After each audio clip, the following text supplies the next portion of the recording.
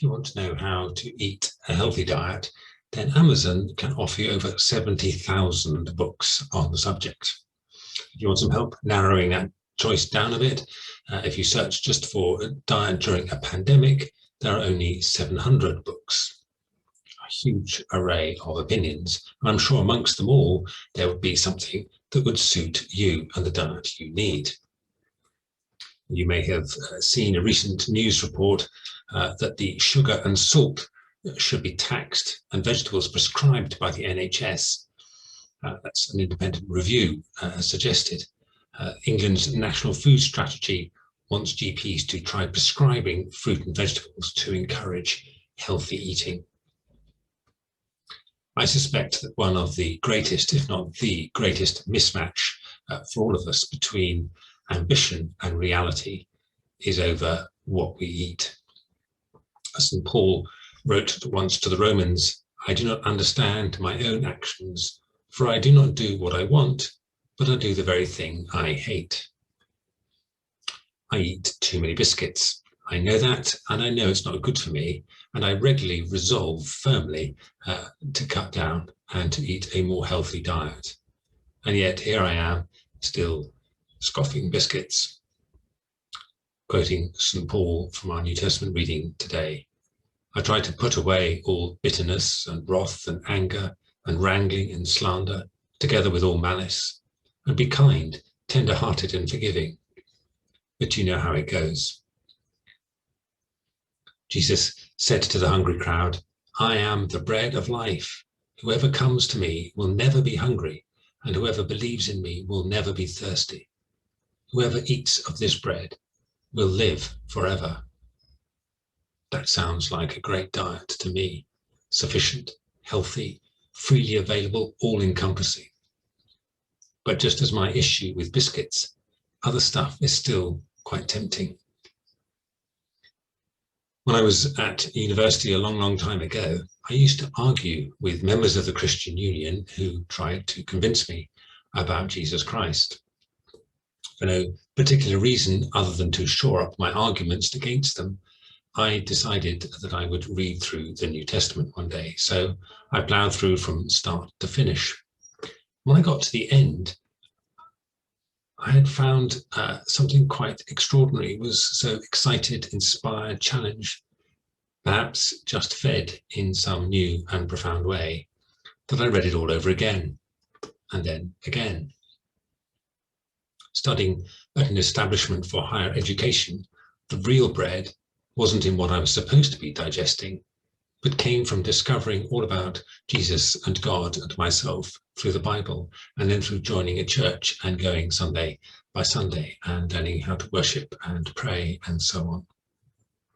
I had found in Christ someone with a depth of truth and a breadth of love that seemed more compelling and real than anything my tutors or lecturers could feed me.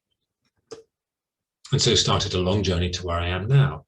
I'm far from perfect, I recognize that, but I promise you I am a lot healthier in spirit than I would otherwise have been.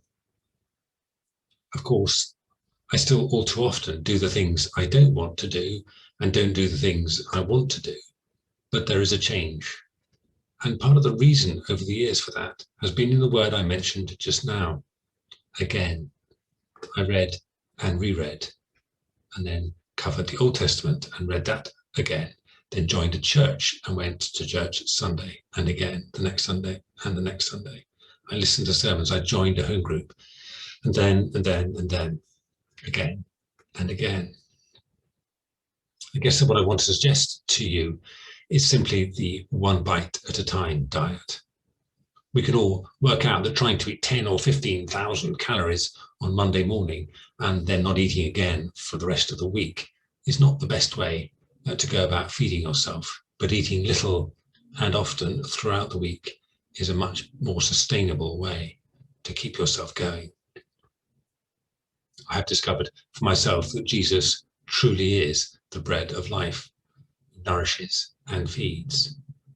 I've never found anyone so comforting, inspiring, loving, sensible, encouraging, revealing, holy, truthful, creative, courageous, kind, gentle, who knows me at every level and yet still loves me.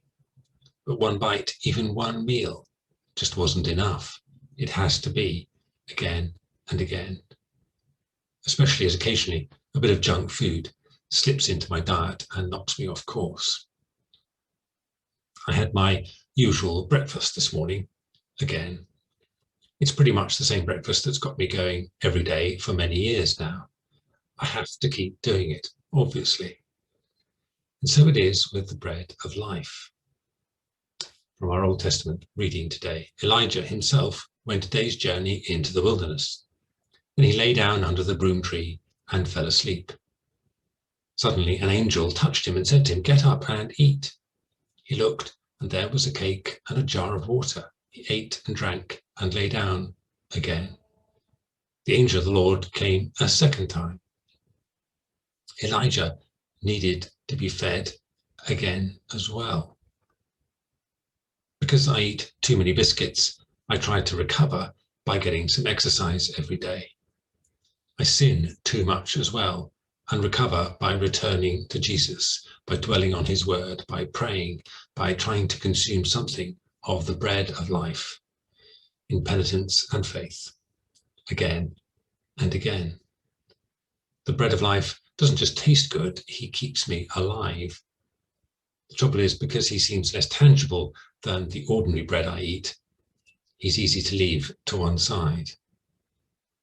What really does feed you? Do you get enough? Is it a healthy diet?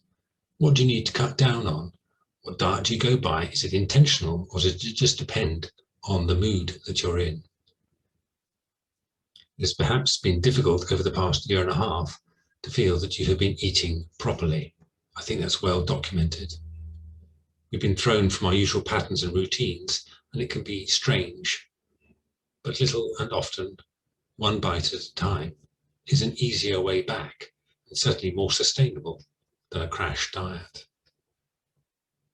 We all, I hope, regularly pray the words, "Give us today our daily bread." I sometimes have to remind myself that this bread has been given. If you like, it's been laid on the table, but I have to remember to take it in, to reach out and feed.